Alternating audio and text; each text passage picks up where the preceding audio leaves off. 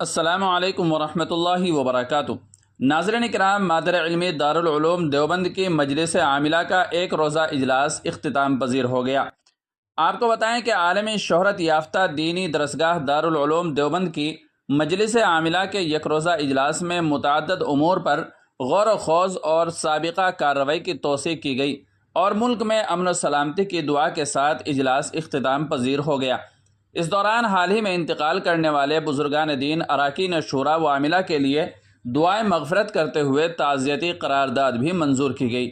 موصولہ اطلاعات کے مطابق دارالعلوم دیوبند کے مہمان خانے میں 2 نشستوں میں منعقد مجلس عاملہ کے اجلاس میں سابقہ شورا کی کارروائی کی خواندگی عمل میں آئی اور خواندگی کے دوران زیر غور مسائل پر گفت و شنید کی گئی۔ اس دوران متعدد فیصلوں اور امور کا جائزہ لیتے ہوئے ادارے کے حق میں ضروری مشورے طے پائے۔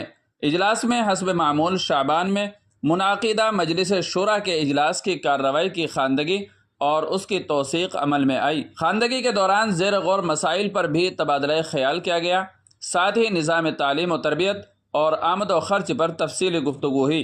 اس دوران مجلس تعلیمی کی رپورٹ بھی پیش کی گئی اور تعلیم سے متعلق امور پر اہم فیصلے لیے گئے۔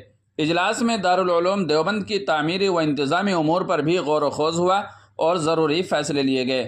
اس دوران رکن شورا مولانا غلام محمد وستانوی اور رکن شورا مولانا محمد عاقل سہارنپوری سمیت دیگر شخصیات کے انتقال پر رنج و غم کے اظہار کے ساتھ ان کی ارواح کے لیے ایصال ثواب کیا گیا اور ان کے لیے دعائیں مغفرت کرتے ہوئے تعزیتی قرارداد منظور کی گئی۔ اجلاس میں محتمم دارالعلوم دیوبند مفتی ابو القاسم نعمانی، صدر المدرسین مولانا سید ارشد مدنی کے علاوہ صدر جمعیت علماء ہند مولانا سید محمود مدنی، مولانا رحمت اللہ کشمیری، مولانا انوار الرحمن بجنوری، مفتی اسماعیل مالیگاؤں اور مولانا حسن محمود راجستھان نے شرکت کی، جبکہ مولانا ملک ابراہیم اور مولانا بدر الدین اجمل کسی عذر کی وجہ سے شریک مجلس نہیں ہوئے۔